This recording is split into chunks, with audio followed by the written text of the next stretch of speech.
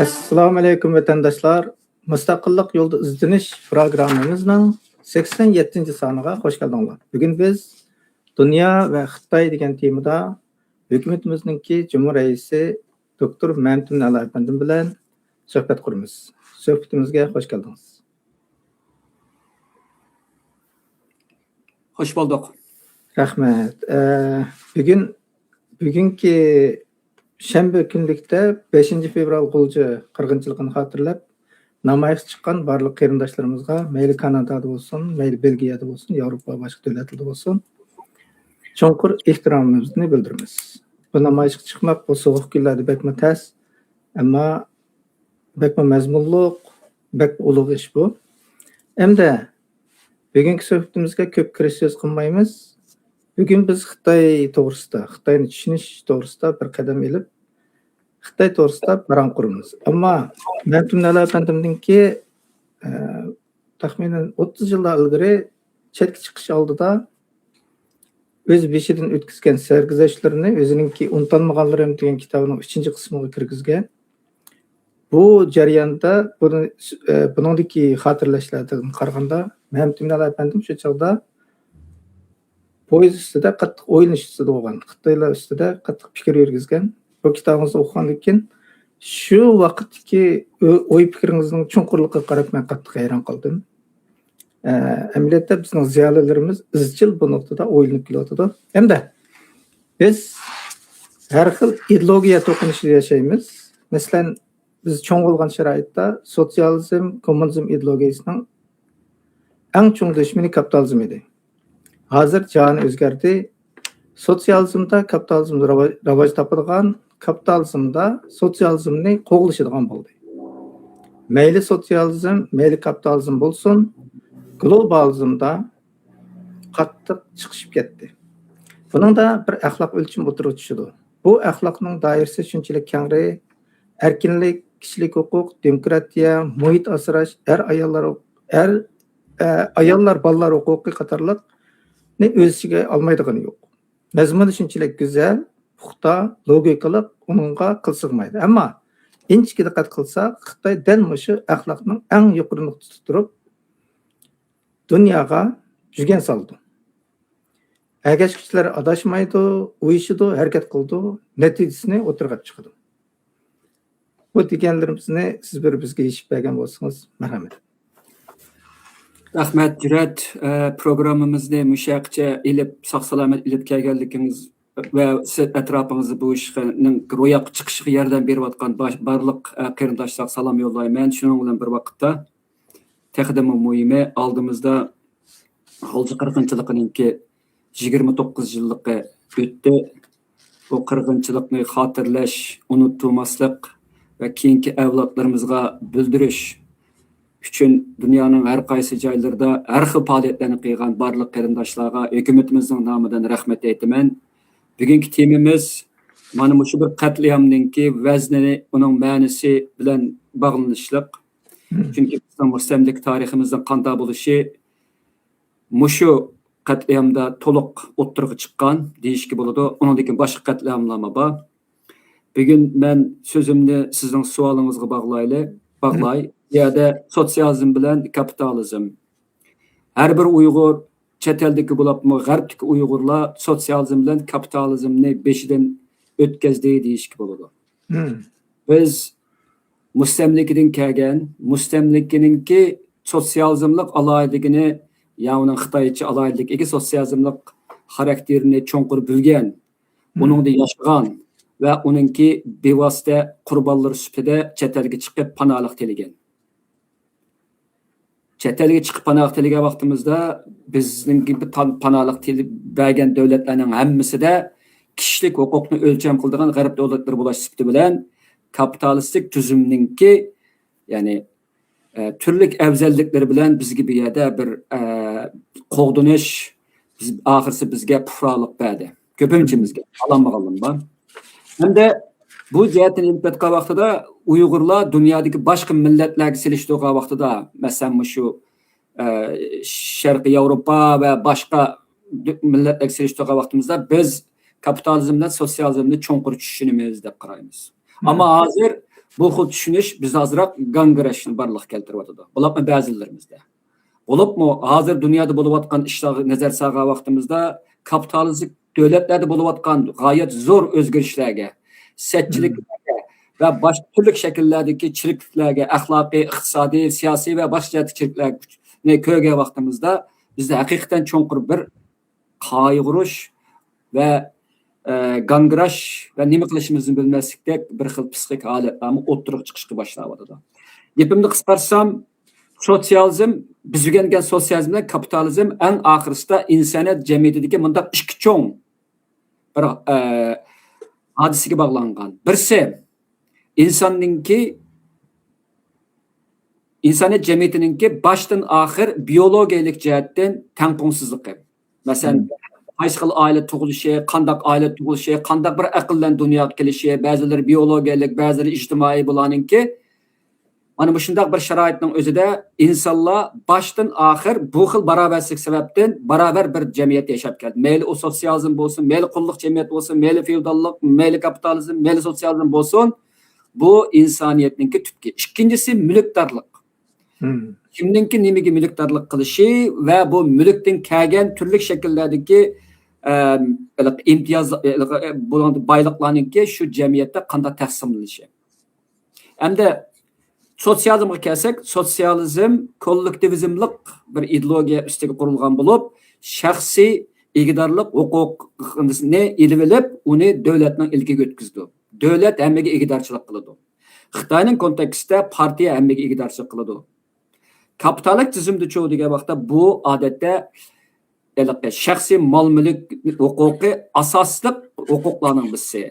G'arb jamiyati jumladan kapitalistik g'arb jamiyatining hammasi shaxsiy mol-mulk huquqining ustiga qurilgan. Buni tushunmay turib, g'arb jamiyatini tushunga olmaydi. Undan keyin erkin bozor raqobati ustiga qurilgan. Buningda shaxslar o'zininki shaxsiyatchiligidan foydalanish orqali jamiyatda jamiyatning o'ziga bergan turli imtiyozlardan foydalanib, igilik tiklab, yangilik yaratib, buningda turli tovarlarni va mulozimatlarni ishlab chiqarish orqali g'oyat so'rjada kapital to'playdi. Kapitalizmning ismidagi kapital degan narsa pul deganni bildirdi. Hamda Xitoyda partiya kapitalni boshqardi. Xitoyning asosiy alohidaligi asosiy muassasa qurilishlarining hammasi Xitoy davlatining ilkida. Masalan, bank deymiz. Cho'ng ishlab chiqarish shirkatlar, qatnash shirkatlari deymiz. Va pul muomala va boshqa jihatdagi barliq ishlarning hammasini davlat boshqardi. Shuning bilan bir vaqtda ba'zi boshqa sohalarni shaxslarningki shirkat ichib bozor raqobatidan foydalanish orqali taraqqiy qildirishga yo'l qo'ydi cheklik doirada. Ammo Amerikada g'arb davlatlari bo'lsa, kapital davlatga ta'sir ko'rsatdi, hattoki davlatni boshqardi. Hamda biz mayli sotsializm bo'lsin, mayli kapitalizm bo'lsin, oxirisida biz birinchisi bir xil barobarsizlik, tabiiy barobarsizlik, ikkinchisi mulk huquqiga bo'lgan egdorchilikning o'xshamasligiga qaragan vaqtimizda albatta kapitalist tuzum yangilik yaratishni, boylikning eshishini va jamiyatning farovonligi qatorliqlarni barliqqa keltirishga asosiy omil bo'ladi.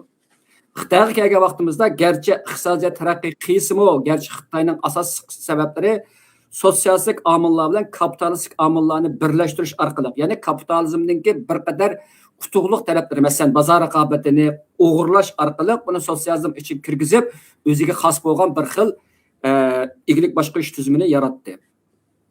Hamda mohiyatda sotsializmda kapitalizm bir xil igilik boshqarish shakli, boylikni boshqarish va boylikni taqsimlash shakli. Buningda kapitalizmdan bilan sotsializmningki tubki farqlari bor. Hamda biz hozir ko'rayotgan, men buni ishkirlab kirib ketmay, bu yomon cho'ng tema bu. Hamda bizning hozir ko'rayotganimizni degan vaqtda Xitoy bilan Amerika o'tirisidagi boylikning taqsimlanishdagi barobarsizlikningki eng oxirisida bir-biriga yiqilishib ketishi. Masalan, Xitoy bilan Amerikada har ikkilisida 1% odamningki o'zining qo'liga kirgizib olgan boyliqlarningki nisbati odatda Amerikaning 35% bo'lsa, Xitoyningki 30%. Demak, jamiyatda boyliqning taqsimlanishda eg'ir tangpungsizlik, adolatsizlik bor degan gap. Amerikada çoğu degan vaqtida şirketlarninki va cho'ng davlat orqali şirketlarninki taraqqiy qilishi va boyliqlarini turli shaklda pay chek orqali va boshqa shaklda mablag' solish shakli orqali taraqqiy qildirishningki asosan cheki yo'q. Shuning bilan boylar boy bo'laveradigan gap. Xitoyda cho'g degan vaqtida buning cheki bo'ladi. Boylarninki boyliqlari har vaqt Xitoyninki kommunistik partiyasiga bo'lgan sadoqat orqali kontrol qilinadi. Masalan, Mayunninki taqdiri buni bizga asos tushuntirib beradigan narsa. Shundoq tursimi, Xitoylar barobarlik boyliqni taqsimlashdagi adolat deb jar solsimi, Xitoydagi boyliqni taqsimlashda g'oyat zo'r tangpongsizliklar bor. Nima uchun? Chunki kommunistlar og'zida kollektivizmlik orqali boyliqninki jamiyatga tarqatilishini adolatli shaklda qilmaymiz degani bilan moyatda kommunistlar eng chong o'g'ri va eng chong parxo'rlar bo'ladi. Masalan, yaqinda Amerikaninki tashqi ishlar Marko Rubioninki oshkorlashicha Xi Jinpingning ochisi Chi Chaochauninki bir Venezuelaninki neftini $20 ilib bir gallon nimani bir ton nimasini $20 bir gallonlik nimani neftni ilib buni Xitoyninki cho'ng neft masalan Xitoyning cho'ng neft shirkatlariga $40 setib arada $20 payda ilib bir yillik kirmaninki $52 milliard chiqarganligini dedi. Xi Jinping ochisi faqat demak bu g'oyat zo'r chiriklikninki bir yeri. Gerçi Xi Jinping degan bu qonxo'r Xitoyning ichida biz chiriklikni tugutimiz degan bilan u tugutish tegishlik eng chong chirik odam uning ochisi va o'zi. Xi Jinpingning boyligi agar Forbes'ninki boylarni tizimiga kirgizilgan bo'lsa, Elon Musk'ni necha qatlaydi? Kommunistlar bu qadar chirik. Bu qadar qo'rqinchli chirik. Endi gapimizni qaytib kelsak, bu iqtisodiy jumladan bu boyliqninki taqsimlashdagi adolatsizlik mayli sotsializm bo'lsin, mayli kapitalizmga turli shakllardagi xiristlarni keltirib o'tadi. Bu ijtimoiyning ichki qismidagi turli shakllardagi muqimsizlik omillarini, jamiyatninki intayin zo'r darajada qutblashishini, puli bog'larninki siyosatga aralish orqali o'zining manfaatiga loyiq siyosatlar chiqarishga bag'ansa kengayishni keltirib chiqadi. Hamda bizga kerakli tarafi nima buningki degan bo'lib, Xitoyning kontekstida ishda bizga kerakli tarafi nima degan vaqtda Xitoyning bu chirikligi Xitoyni halokatga boshlaydigan eng chong omillarning birisi. Bunday deyishimizning sababi Xitoydagi chiriklik ko'pincha hollarda rayonlardagi, ya'ni Xitoyninki dengiz bo'yidagi rayonlar bilan Xitoyning boshqa dengiz bo'yida bo'lmagan ichki quruqlik rayon o'tirisidagi farqninki bag'ansir eshish orqali gavlandi. Bu rayonlar o'tirisidagi farqninki zo'rish sababdan kelib chiqadigan turli ijtimoiy va iqtisodiy tangpongsizliklarninki barliq kelishini ilgari suradigan muhim omillar. Bu Xitoyning tinchsizlikdagi eng muhim omillarning birisi. Endi oxirgi bir nuqta. Garchi sotsializm bilan kapitalizmninki nurg'unlagan farqlari bo'lsa-mu, lekin har ikkisidagi bir o'rtaqlik bizni haqiqatan intayin sarosimiga soladi. Ya'ni ikkilisida boyliqninki taqsimlashga adolatsizlik bo'lgan unumli bir tadbir yo'q. Mayli Amerika bo'lsin, mayli Xitoy bo'lsin, ya'ni kapitalistik tuzumninki yoki sotsial tuzumning bo'lsin, bu jihatdan elib o'tgan vaqtda har ikki tuzum garchi qarmoqqa nurg'unlagan jihatlarda farqlar bo'lsa-mu, mushkil ma'qul jihatga o'xshashlik bizning kelgushdagi, masalan, biz chet elda yashayotgan Uyg'urlarningki kelgusida biz diqqat qilish tegishlik muhim bir omillarning birisi bo'lishi kerak deb qarayman. Oxirgi gapimda hamda biz albatta Xitoyninki ichidan chirib ketgan bir davlat ekanligini hammamiz bilamiz. Buni biz iqtisodiy jihatdan bo'lib, shu sistema jihatdagi, boshqarish sistemasi jihatdagi, ideologiya jihatdagi farqlar qaragan vaqtida Xitoy yanala kapitalist davlatlar qaragan vaqtda g'oyat zo'r deb qaranganga o'xshaydi. Kapitalist jamiyatlar garchi bu xil tangpongsizlik mavjud bo'lsa-mu, ularda g'oyat zo'r darajada bir nimalik bor, transparency, ochiq yo'riqlik bor. Nurg'ulg'an qonuniy o'rinlar orqali bu chiriklik ma'lum darajada kuzatilib turildi. Xitoyda bunda kuzatib turish yo'q. Anadan keyin Xitoyda bir partiya monopollik davlat bo'lishi bilan bir partiya hammani monopol qildi. Buning ichida boyliqlarmi bor. Buni boshqa uningdan sirt hech qanday bir partiya uni surishtirolmaydi va u vaqtda turli nimalarni tekshirishlarni olib borolmaydi. Xitoy kompartiyasi bunga yo'l qo'ymaydi. Bu Xitoyninki bir partiya diktatorligidagi hokim mutlaq tuzumininki asosiy yuzi. Gapim tugadi.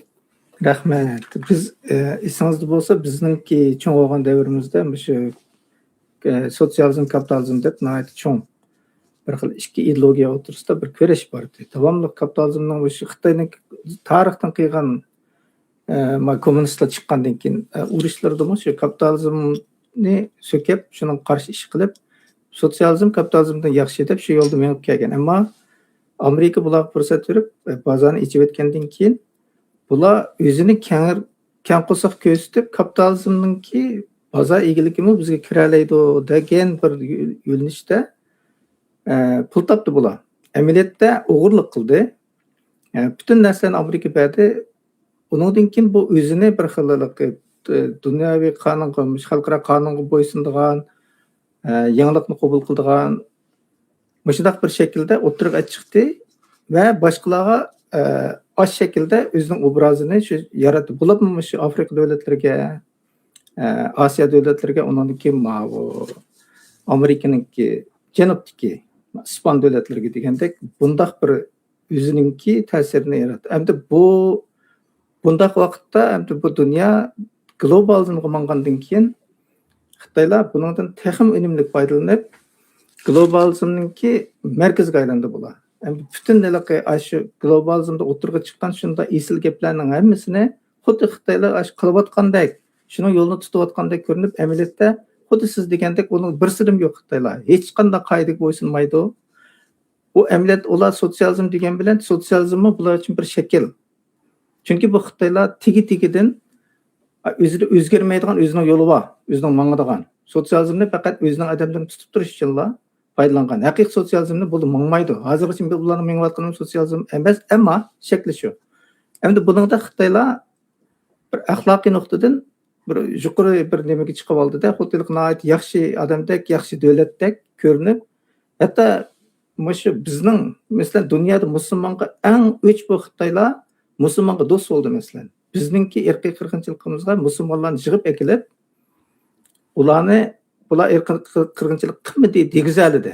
Masalan, mushunda axloqiy nuqtalarda ko'z bo'yamchilik qilib, butun ideologiyani suiiste'mol qilib, o'zini yaxshi ko'rsatib,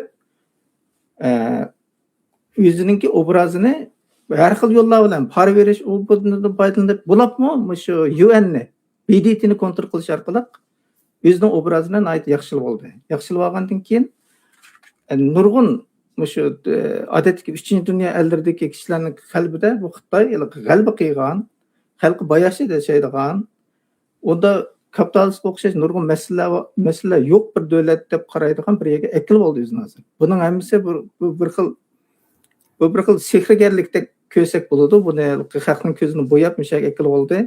Endi buning natijasi bular kuchlanib Amerikaning qarshisiga chiqqidek bo'lgandan keyin endi bu UNni hozir mushkatni qistirib o'tishga to'g'ri keldi. BDTni Amerika Xitoy kontrol qilib oldi deb bu qitim uning ichidan 30 necha tashkilotdan chiqib ketdi. Bo'libmi bu sayya tashkilotidan pulni bermayla chiqib ketadigan bo'lib, o'zining bayrog'ini so'kib ketdi. Mush bayroqni ektirgan chaqda UNningki sayya tashkilotining odamlari uning udumapti sening beradigan puling bor desa o'ziningki askarlarini ashar buyurib o'zining bayrog'ini so'kib ketdi. Buningdagi sabab nima desa, Xitoy virusidan bizning shunchalik odam o'ldi, sen o'zingning ishini qilolmading, boshida turib bizdan yana pul talab qilamsan degan bir mazmun bor. Endi buni demak sho'g'lim Xitoy hatto xalqaro nihoyat qonun bilan, qoida bilan mangadigan ashunda tashkilot, masalan BDT deganni biz kichkimizdan cho'ng bildigan. BDT desa voy, ammani qildi deb. Lekin u Xitoyning qo'liga chiqib ketdi. Endi Amerika uning qarta masalan tashkilotlardan chekindi, undan keyin o'zi bu peace board deb nima yaratdi qildi bir o'z oldiga buni qildi. Demak, hozir yangi sistem yaratilyapti. Hozirgacha qurib chiqqan globalizm bo'lsin, u bo'lsin, bu bo'lsin, Xitoyning qo'lida o'ynalib ketdi. Demak, Xitoylar dunyoni shunday aylantirib ketdi. Endi ko'rayotganimiz Amerika ularning qarshisiga chiqdi. Ishlar bizga yaxshi bo'ldi, bizga cho'ng umid kelyapti. Endi Xitoyning ichki ishiga kelaylik. Xitoyda harbiy huquq talashish eng chinga chiqib Xi Jinping bu Jang Xitoy bilan Liu Xitoyni tutgan bo'ldi endi. Qanimiz qizib bundan bir ish bo'lar deb kutib tursak, hozir bu vaziyat yana jimib qoldi. Bu ishlar bizga bir umid beradi Xitoyning ichidagi hozirgi buzilish. Bu to'g'risi bir so'z aytganmiz.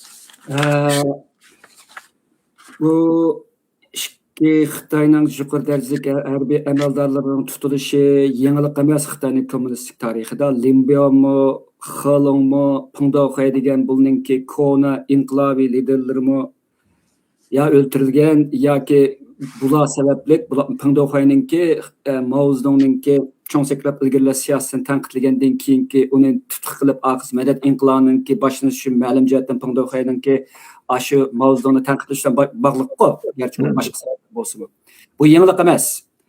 Ammo bu yerdagi yangilik bo'layotgani nima degan vaqtida hozirning o'zida Xitoy armiyasininki sadoqatini eng tashna bo'layotgan bir vaqtning o'zida 7 kishilik Xitoyninki yuqori armiyasi komitetininki 5 a'zosini tushirib asosan yo'q hozir Xitoyninki cho'ng mengisi armiyasining mengisi bo'lgan bu rahbarlik komitetininki a'zolaridan bir Xi Jinpingning yana bir Xitoy shikisi qoldi.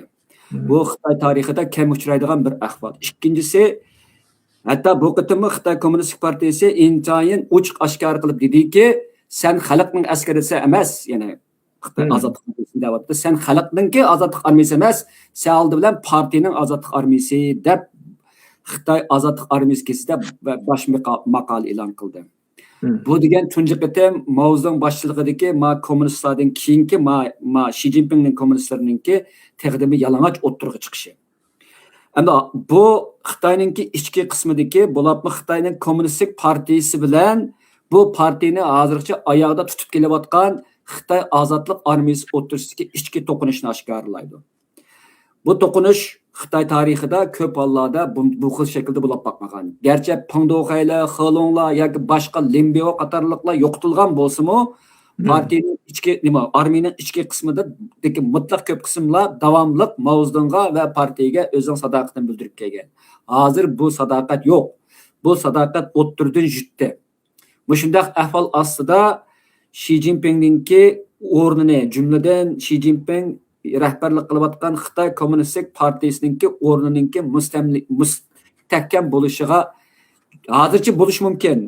Bunda bo'lishning sababi Xitoyda g'oyat zo'r bir kuzatish apparati bor, sistemasi bor. Bu Xitoyningki ichi o'rlashib ketdi. Sharq Turkistonda Xitoylar buni sinab qildi. Hozir Xitoyning hamma yerda bu xil sistem o'rnatiliq. Shunga armiya bo'lsin yoki armiya bo'lmagan odatdagi xalqningki uyushib turib o'ttirg'i chiqib Xitoy Kommunistik partiyasiga bevosita shakllantirishi hozircha mumkinsiz. Ammo biz bu yerda bir gap bor. Nimada psixologiyada va iqtisod ilmida qora oqqu hodisa deydigan. Bu biz kutmagan bir kichik bir hodisaninki g'oyat zo'r bir nimaga ijtimoiy qalamqalchiq keltirib chiqishni ko'rsatgan bir qora oqqu hodisa edi. Xitoyda bunda qora oqqu hodislarini bo'lmaydi degili bo'lmaydi. Masalan, Xi Jinpingninki hozirgi ahvolda g'oyat zo'r darajada endişe ve qo'rqin ichida yashayotadi Xi Jinping. Chunki uni qo'g'daydigan qurolliq armiya aqstirib uni qo'g'daydigan, hattoki armiya cho'ng emas, hatto atrofidagi armiyaga ham ishonmaydi. Ham ishonmaydi.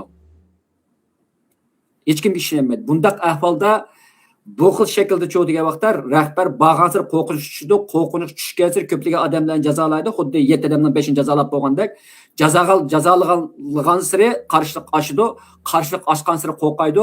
Mushundaq razil aylan bo'lib, eng oxirisi bundaq sistema vayron bo'ladi. Ichidan vayron bo'ladi. Buningga vaqt ketadi. Chunki Xitoyningki 70 necha yillik tarixida g'oyat zo'r o'zaro bir-birini dushmanga sabqatib, bir-birini kuzatish sistemasini qurib chiqqan. Bizning vatanda texnimi shunda qilgan.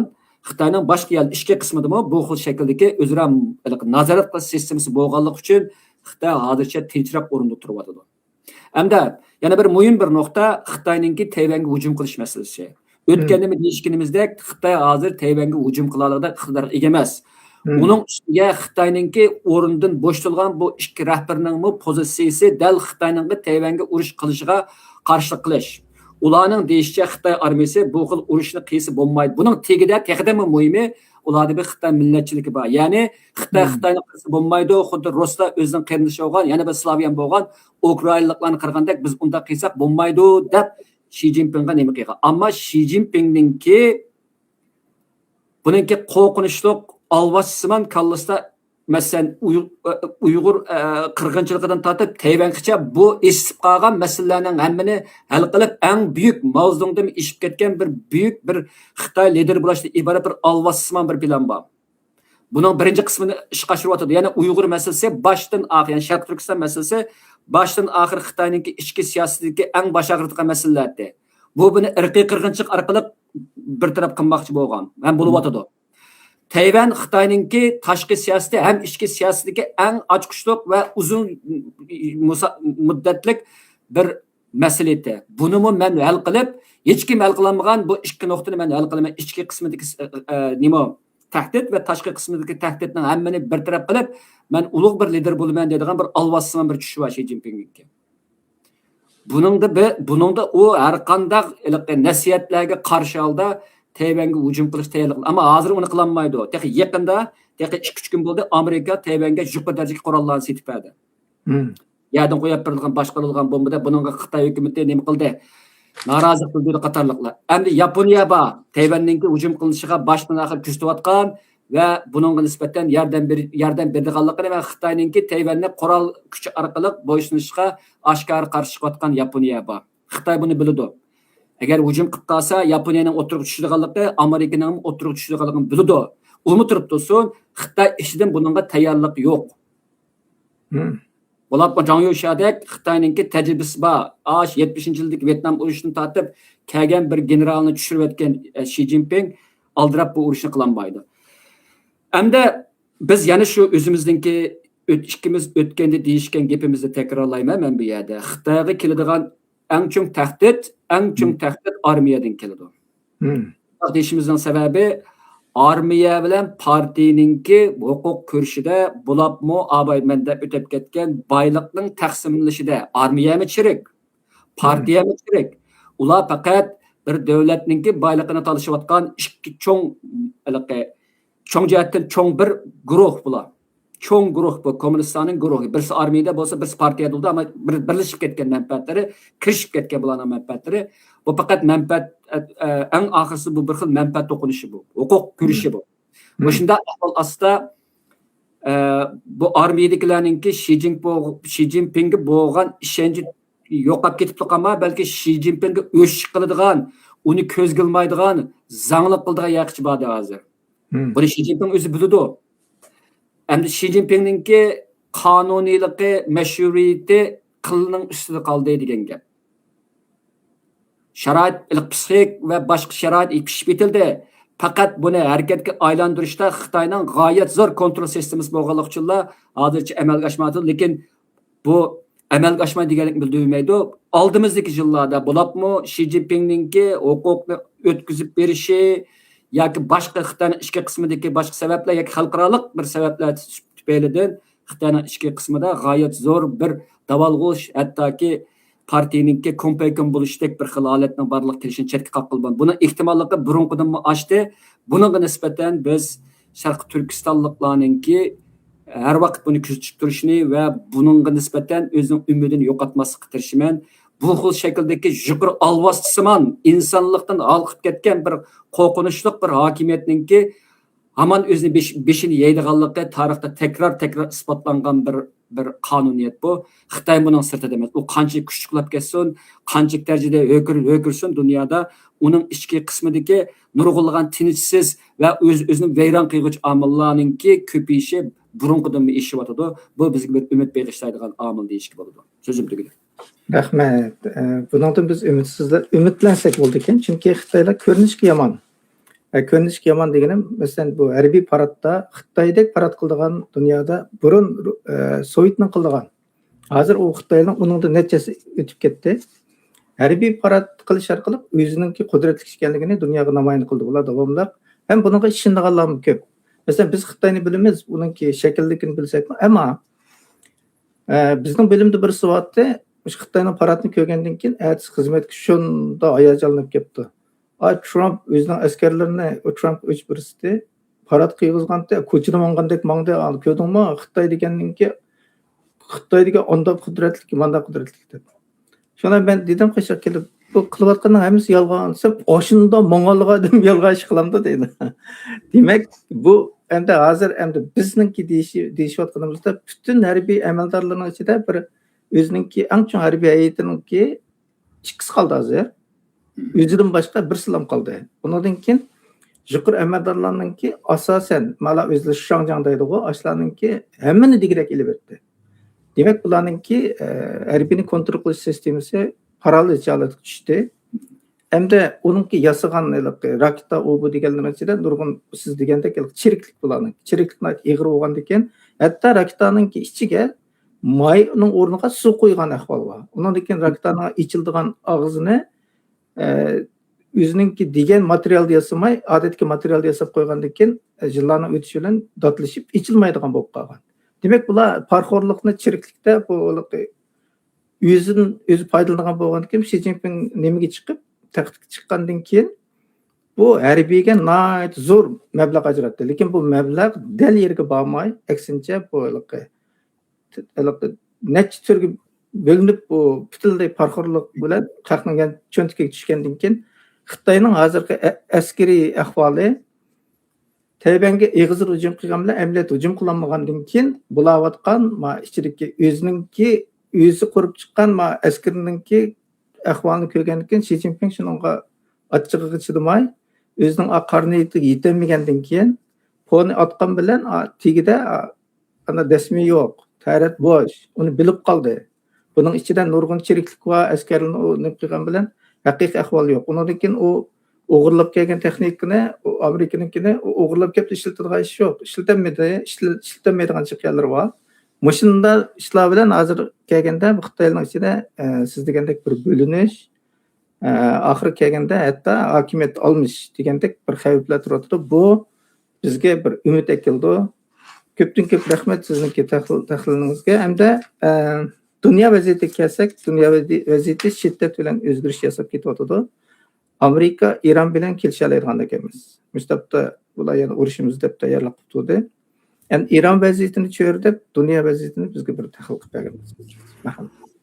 İranninki vaziyatini tushunish uchun biz Amerikaningki cho'ng bir global strategiyasi bilan qarmasa qolmaydi İranninkini.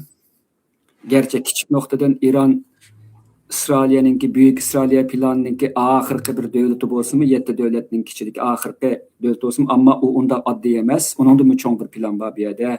Ya'ni Venezueladan keyin İranninki o'tirg'i chiqishi bog'lanishliq. Ikkisining o'rtasida bir o'rtoqlik bor. Ya'ni ikkilisi dunyodagi neftninki 30-40%ni ta'minlayotgan g'oyat zo'r neft bilan ta'minlaguchi davlatlar bo'lar sifati bilan har ikkisi birisi yiqilib bo'ldi, birisi yiqilish oldin ehtimol oldin bo'lishi mumkin.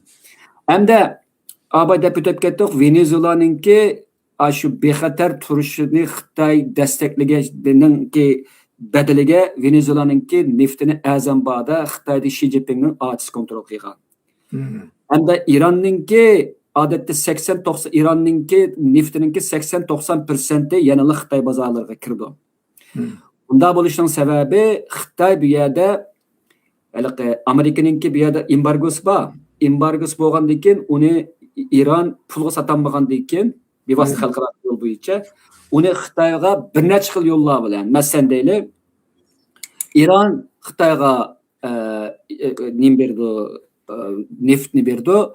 Xitoy pul to'lashning o'rniga İran'a mablag' soldi. Ya'ni İranninki ul muassasalariga, portlarga, aydirimlarga, tosh yo'llarga qatorliqlarga nima qildi? Buningda pul o'tashmaydi, ammo modda bilan modda, ya'ni bir xil shakldagi material boyliqni yana bir xil shakldagi material boyliq o'ttirishga almashtirish bo'ldi. Anadan keyin Xitoyninki nurg'un shakllarda dunyoviy SWIFT sistemasi, ya'ni Amerikaninki nazorat ostidagi SWIFT sistemasining sirtida bu İran o'zining neftini Xitoyga sotadi degan gap. Hamda bu İranninki yiqilishi hozirgi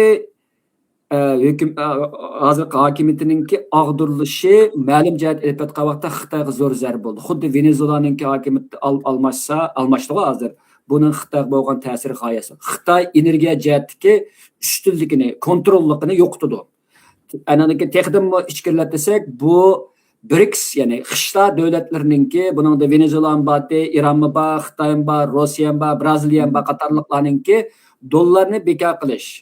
Bulapmı neft savdusida dollar işletme, yerlik pullarni işletishdan ibaret mushkildagi planini g'oyat zo'r to'sqinlik uchirdi. Shu jihatdan ilib aytgan vaqtida Iranning ahvoli bu shaklga ketyapti. Ammo men buni endi men shaxsiy nuqtamdan ko'rsam, Iranning ahvoli haqiqatan insonni ichindiradigan bir ahvol. Gerçi ular Uyg'urlarning qatlamiga hech zaman ichinib boqmagan bo'lsa-mu, Iranning hozir ahvol etishlik tarafi nima degan desak, buningda Iran Ikkinchi dunyo urushidan keyin tunji qatam o'zining saylanib Musaddah deydigan bir odamni bosh ministr qilib saylagan. Musaddah Iranning neftini davlat Angliya neft, ya'ni hozirgi BP, British Petroleum degandan ilib davlat egiligiga o'tkazgan.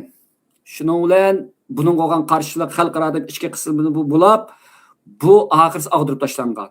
Amaliyotda Musaddah Iranning manfaati uchun kurash qilgan eng ulug' qahramonlardan birisi mening nazarimda.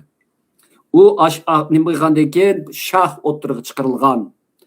Shahningki nayte besimdagi yuqori darajadagi besim siyosati davomlashib, Iranning ichki qismi g'oyat zo'r qalamqon chiqib atgan.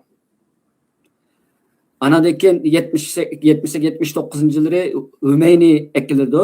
Ümeyni başta Iroqda panalindi, keyin Fransiyada panalanib, Fransiyaning istixboroti Ironga ekildi Ümeynini. Ümeynining hokimiyati hozirgacha davomlashayotgan gap. Ya'ni shariat nuqtasidan qurilgan islomiy davlat bo'lish sifatida Iran bo'g'ilib. Uningda hozir qarshilik bo'lyapti hozir. Hamda Shahninki o'g'li taxtga hozirlanyapti. Ya'ni asldagi sekular padişahlık tüzümünü əslik keltiriş o'rtasida bo'ladi. Hamda bu Shahning o'g'limi xuddi dadasiga o'xshash chet elda sargardan bo'lib, nurg'unlagan qo'llarda tarbiyalangan bir odam bu. Buning Ironga baxt ekilishi notayin.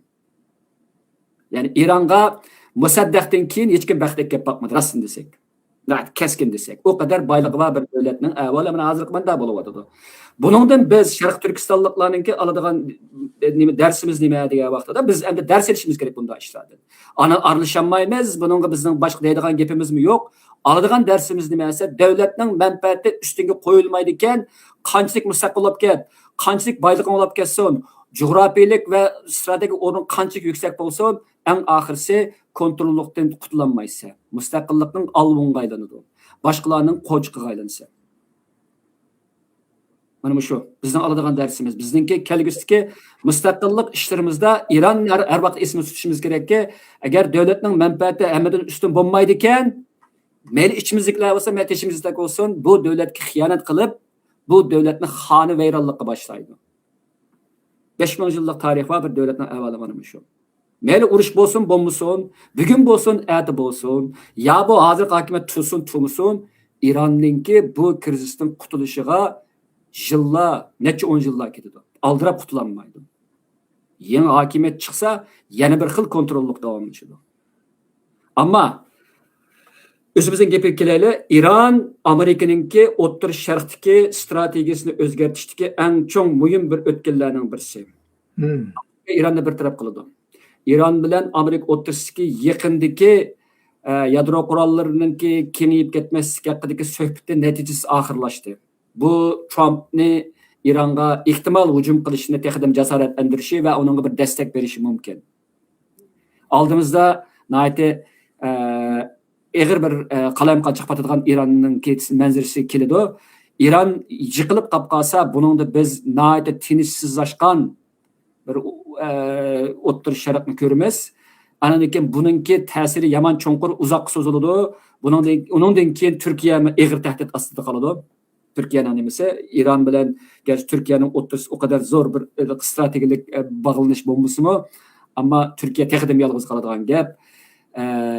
Shunda bo'lgan vaqtida biz pat arada tez o'zgaradigan O'rta Sharqdagi vaziyatiga daxil bo'lamiz. Hamda biz Sharq Turkistonliklar bo'lish sifatimiz bilan bu davlatlar bizning manfaatimizga kelgan vaqtda cho'ng bir nima qilmagan, faqat biz kuzatkish bo'la olamiz, ham bu ishlardan dars olamiz, gapim tugadi. Rahmat. Ironningki masalasini siz tarixiy nuqtadan texim cho'nqur so'zlab berdingiz. Hamda buni hozirgi vaziyat bilan birlashtirsak, Xitoy Venezueladanmi, Irondanmi foydalangan o'zining manfaati uchun, faqat uni Amerikaga qarshi qo'yish qilib uning oqida tug'gandek bo'lib olib Xitoy Iranning oqida tug'maydi. Tug'gan bo'lsa, ayni chog'da Amerika ularningki atom aslahalarini portlatgan chog'da yordam berdi. Bu qatam turdigandek qilib o'zining haybasini ko'rsatib, o'zining yuk aeroplanlarini, yo qurollarini aşağı yetkazgandek bir nima chiqadi, farqitlarni.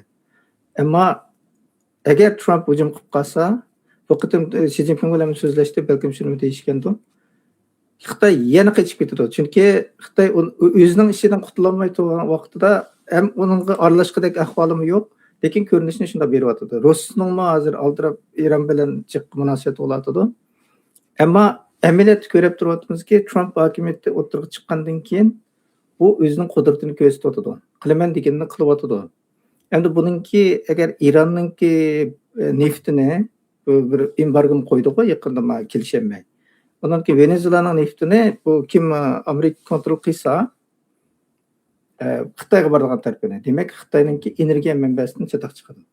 Buningda bizning xo'sh bo'ldigan yerimiz Xitoyningki dunyoninki Made in China deb dunyoninki shu butun ishlab chiqarishini egallab olgan bir vaqtda butun bu energiyaga ehtiyojli bo'ladi. Bu taraf kesilsa, uning u yili bu acizlaydı, tugaydi ahirda. Onun üstüge bu Amerika yaqında kim bilan kelishib oldi? Indiya bilan. Hindiston bilan kelishib oldi. Hindiston bilan kelishib olganda Rossiyaningki nimasini olmaysa, meni olmaysa deb o'zininki tamojna bejini 18% deyishib oldi. Demak, bu nuqtadami Hindistondagi odam soni Xitoyning odam soniga aytdi şiddetle tübelligen oturdu haber var. Bununki zaten qanchalik tübelligenini bilmaymiz ama Hindiston 1 milyar 4 milyon, 200 milyon nüfusu var. Eng çoğ adamları yaş bir xil holatdagi davlat bo'lgandan keyin Xitoyningki o'rnini Hindistonning elish ehtimolligi yuqori. Ishlab chiqarish jihatdan hamda bizni eng xo'sh qildigani Ironnikini dedik, Yaponning ishi. Yaponninki Takaichi Sanae degan ayol parlament taqdim etib, mana bugun boshlanib bo'ldi ularningki parlamentningki saylami.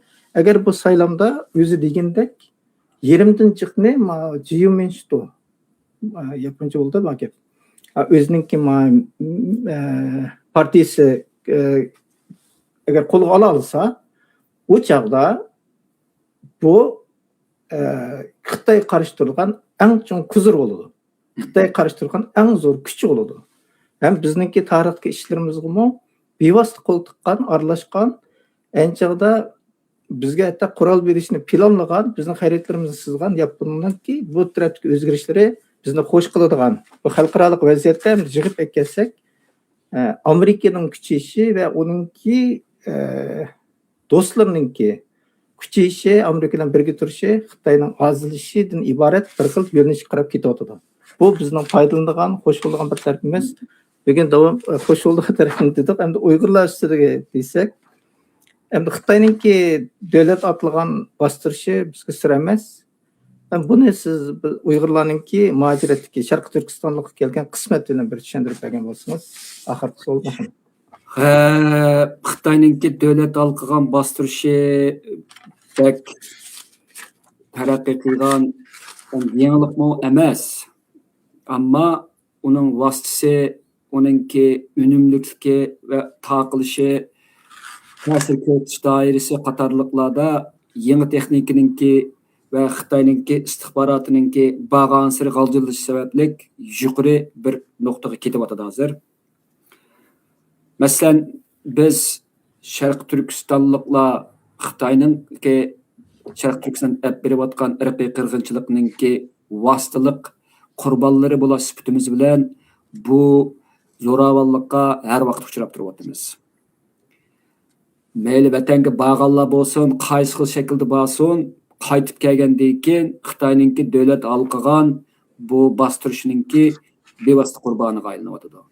Ammo echinishliqi bu ahvol davomlashyaptiki, buningda ya bag'anlar ya uning bag'anlarining atrofidagilar bu nuqtadan içip ya birini yazmadı ya birini demedi. İkincisi bizga o'xshash bağmagan ve bağmaydiganlarning hayotimi Xitoyningki turli shakllardagi masalan bizga telefon qilish, bizdeki türlü şekillerdeki ictimai media akkauntlarımıza içip giriş arkalık bizden sözleşiş, yoki bizga ta'did qilish, yoki bizni aldash xarakterlik vositalarni qo'llanishimi bir minut to'xtab qolmadi.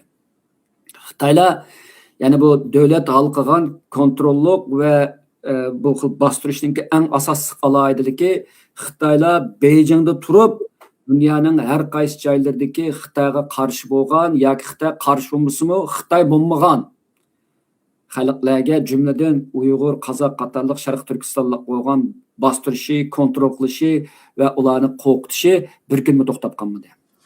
Bunun vasillari bekcik, Xitoyninki bu jihatdagi texnikalari o kadar ilg'orlashib, hatto chet elga chiqib sotqidek bo'lyapti hozir. Qozog'iston buni oldi va boshqalar elyapti.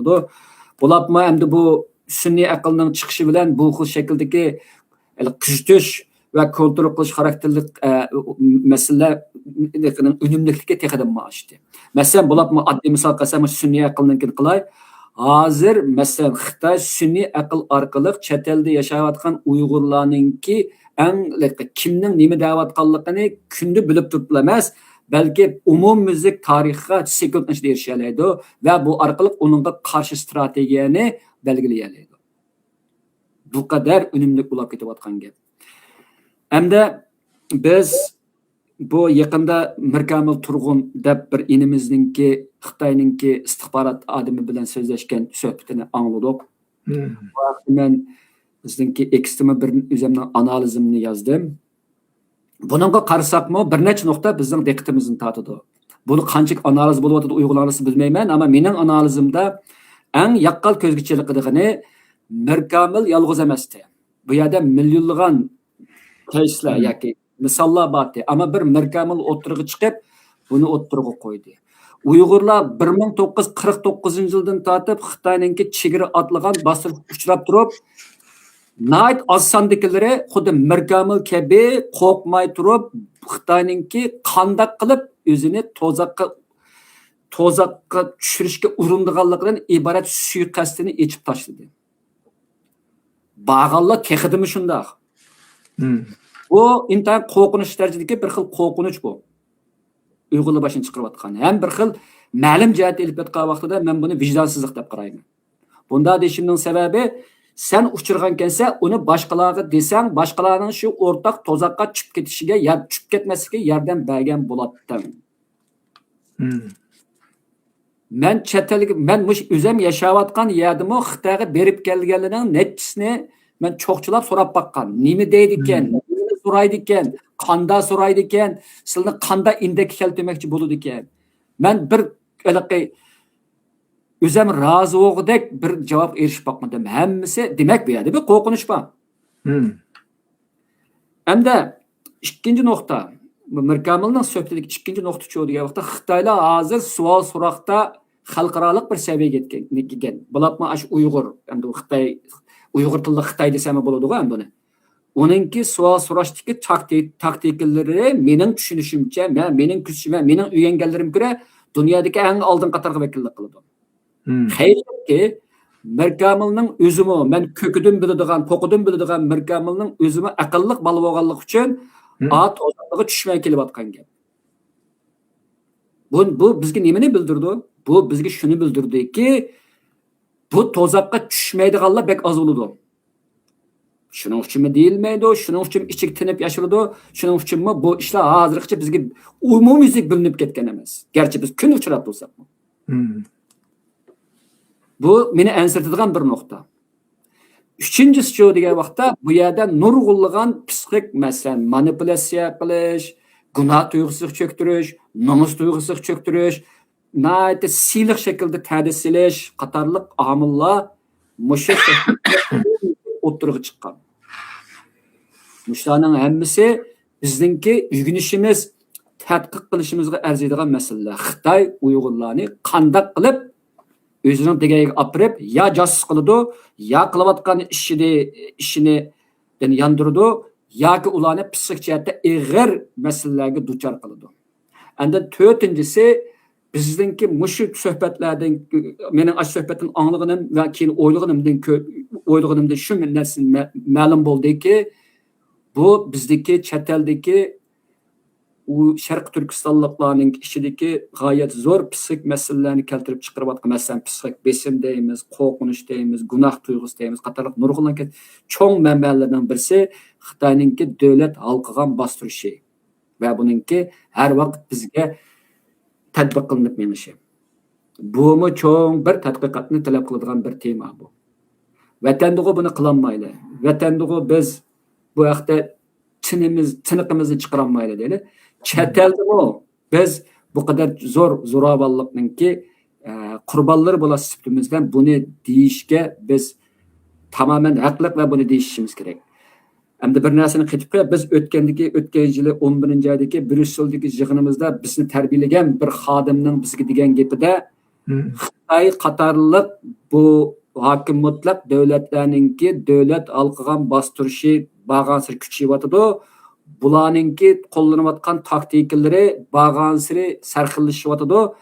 Buningda Uyg'urlar eng chong bir qurbonlik bo'lasi sifati bilan sizlarninki dunyoga buni bildirishga ehtiyojligi. Bak yaxshi bo'ladi buni bildirgan bo'lsanglar Uyg'urlar. Chunki bu orqali Xitoyni emas, balki Xitoy kabi demokratik bo'lmagan va hokim mutlaq davlatlarninki qanday qilib chet eldagi aktivistlarninki va shu davlat qashtirayotgan guruhlarninki va tashkilotlarninki faoliyatlarini to'sqinlik qilayotgan va ularni psixik besim shakllantirib, ularni o'zining ishidan yondiradigan ishda g'alaba qilayotganligini bildirishda bek muhim. G'arbninki nurg'unlagan kishilari bu jihatda asosan degidek ma'lumotsiz degan. Men shu chet eldagi Uyg'urlarninki va boshqalarninki mushi jihatda o'zi turayotgan rayonlardagi saqchi yoki kishilik huquq tashkilotlari, advokatlar yoki boshqalarga o'zlari kechirayotgan beshdan o'tkazayotgan mana mush ishlarni deyishini deyilib bilmayman. Ularga bildirishi bu vaqtda intayin tafsili paket to'plashini umid qilaman. Paket Markamilning qilgani paket to'plash. Paket to'plash orqali paketlar Xitoyninki nimasiga zarba berdi. Ammo bu deganlik Xitoy to'xtab qoladi deganlikni bildirmaydi. Xitoyninki istixborot odamlari yana bir xil boshqa shakllar orqali bizni turli shakllarda bizga psixik besim tushirdi. Bu jihatda Xitoyninki necha 10 yillik tajribasi bor. Mukammal bir tajribasi bor. Biz bunun qurboni bo'lishibdi, bunga nisbatan qarshi bir tadbirlarni elib, mayli psixik jihatdan bo'lsin, mayli siyosiy jihatdan bo'lsin va boshqa jihatdan bo'lsin olanmagan. Buni hamda oldimizdagi muhim bir ishda o'zimizni kollektiv qo'g'dashninki bir muhim bir projeler sifatida buni ishlamasak bo'lmaydi. So'zim tugadi. Rahmat. Biz burun bizningki FBI'ga mush narsalarni yetkazsanglar bo'ldi deb degan edik. Hatta FBI'ga bizning Amerikaning FBI'ga bu ishlarni yetkazsak bo'ladi. Hamda Xitoy bizning qarshimizda davomli turib bizning uydagilarni, tuqqanlarni ko'rib kelib olib, bizga davomli tahdid solib turdi. Ammo ularning ishlatayotgan nayranglari, texnikalari xuddi siz degandek dunyodikilarga bir sir boyliqi bular bilmaydi. Ular chunki odat normal insonlar qiladigan ishlarni mushta bo'ladi deb o'ylaydi. Ayol degan chog'da Xitoylik qo'li har qanday yerga yetadi. Hatto siz bir hotelda yotsangiz, bir yotoqda. Shuning information hammani egallay oladi bu Xitoylar. Ham o'zini chet eldagi qonundan foydalanib turib, qonundagi yo'chiqdan bu BDTning organlaridan foydalanib turib, sana qo'l sola oladi hatta, ziyonkashlik qila oladi. Mushunchalar darajada deb. Hamda mushunchalar ishkanmiz, hamda asosli buningki ziyonkashlikka uchirmagan Uyg'urlar qolmadi desak bo'ladi asosan. U beka qo'yib qo'ygan, aralashmaydigan, tashlab qo'ygan Uyg'ur bo'lmaydi-ki Xitoylarning nimsida. Lekin biz gapni anglaganlar bek oz. Men Mirkamilning chiqqani oz sandiqlarningki birisi bo'lsa biz taqdirdoshmiz, hammamiz mayli biz mustaqillik yo'lida mangayli yoki Xitoyga shunda cho'qinib yashaylik. Oxir kelgani bizning taqdirimiz biz. Bu taqdir nima desa, agar Xitoy qarshi tursa, Xitoylar shu bizning o'zimizningki tug'ilgan ziminimizdan supurib tashlab chiqarib yetib, ziminni boylikqa ega bo'lish. Bu taqdirda hammamiz bir bo'lgandan keyin bu o'zimizningki bu siyosiy da'voni ochimni tutib oldi, aql ko'p bo'ldi emas. Xitoy zar qanday o'ylaydi, boydan beri biz dedik, Xitoy qanday insonlar bular. Dunyoni qanday buzyotdi. Endi Xitoyning qarshisi kim bor? Bunga qanday qilamiz? Masalan, Amerika kuchlansa, Xitoy o'rtaq kuchlanib mangamdi yoki Amerika kuchlansa, Xitoy ajizlamdi. Mush nuqtadan biz burun Trump chiqishining oldida nurg'un talashlar chiqqan nurg'un odamlar. Trump chiqsin o'xshash bo'ladi. Trumpmi globalistniki birisi bo'lishi mumkin degandek. Lekin hozir ish undan mangmadi. Chunki Xitoylar Amerikada Amerika tug'ilganlar Xitoy bo'ladi degan qonundan foydalanib turib, Amerika tug'ilganlar Amerikalik bo'ladi degan qonundan foydalanib turib, Amerikada tug'ib ketib, Xitoyda cho'ng'ilayotgan, yana 10 necha yildan keyin bilet tashlash nimasiga erishadigan nurg'un Xitoylar bor ekan. Bular necha milliondan oshadi degan yangidan statistika chiqdi. Agar bu Xitoylar mush statistika bo'yicha qaytib kelib Amerikada bilet tashlasa, Amerikaningki siyosatiga ta'sir qila oladigan darajada. Undan keyin Xitoyning boylari hatto Amerikada o'zining urqidan tug'ib beradiganlar bor emasmi? Buni qonunning yo'chiqidan foydalanib, nurg'un avlod tepatgan. Birli o'zininki ularniki bir familiyasi deymiz, birli familiyada nurg'un avlod tepatgan deganga o'xshash masala bor. Andan yangidan bayqalgani laboratoriyani, maxfiy laboratoriya ochgan va uningda bir kimyalik hujumni planlayotgan, biologiyalik, bioximiyalik hujumni planlayotgan. Bu ishlarni ko'rib turib, Amerikaning hozir kelgani, masalan, malaninki demokratiya bilan republika o'tirishga urishni ko'rsanglar, har qanday ishda bir yakilanmaydi bular. Har qanday ishda bir-birisi bilan tillashib urishadi. Ammo Xitoyning ishga kelganda nimda birikib keldi? Demak, bular Amerikaning ahvolini bildi. Xitoyning Amerikaga qanchalik darajada kirishayotganini, niyatining nimaligini bildi. Bu ularningki avlodlarga chetildigan ish. Bunda ahvollasida bir davlat meclisine kirip çıkıp ular qarshi turmay mümkün emas. Hozirgi vaziyat mayli Venezuela bo'lsin, mayli Iran bo'lsin, mayli u Yapon bilan do'stlik o'rnatsin, Argentina bilan nima qilgan bo'lsin deyli. Bularning hammasiningki maqsadi Xitoyning qarshisida turish. Undaq ekan, biz buni to'liq tushunishimiz kerak. Hem Xitoyni bek cho'ng bilib ketmasligimiz kerak. Bu Xitoyni Didoq baydan beri askarlari shu holatda qilayotganlarning hammasi haq ko'z tutgan shu. Bizdagi qo'rqinish nereden keladi desa, bizdagi qo'rqinish Xitoyning qudratidan keldi. Bularni bak yomon oq qilib yutadi, ko'p qilib yutadi. Agar biz bir iroda kelsak-chi, biz iroda kelib o'zimizningki irodamizni haq ko'rsatsak-chi, bularni ko'radi, Amerikaliklar, boshqalarni ko'radi. Ammo ishlarimiz mush Xitoy azroq yo'l yechib bergandan keyin, masalan, berib men bir narsani ketibdi, tugashdan ilgari shu xalqaro tashkilot to'g'risida so'zlash deb o'tildi, abay shu davlat alqagan bostirishda. Buningda Xitoyninki Interpol qatorliq xalqaro tashkilotlardan foydalanish orqali o'ziga qarshi chiqayotganlarni bostirishi va ularni tutib ketishi oid nurg'unlagan ishlar bor. Hattoki Birlashgan Davlatlar Tashkilotininki kishilik huquq komitetining ichida Uyg'ur aktivistlarga oid uchurlarni olib ketgan yerlarimi bor. Bu deyilgan o'tirib chiqqan uchurlarda. Bunda bu misollarni elishimning sababi Xitoyning vosita tanlamay intayin chirik va lingshib qolgan maydonning tani yo'q nurg'unlagan xalqaro tashkilot. Buning eng cho'ngida Birlashgan Davlatlar Tashkiloti bor.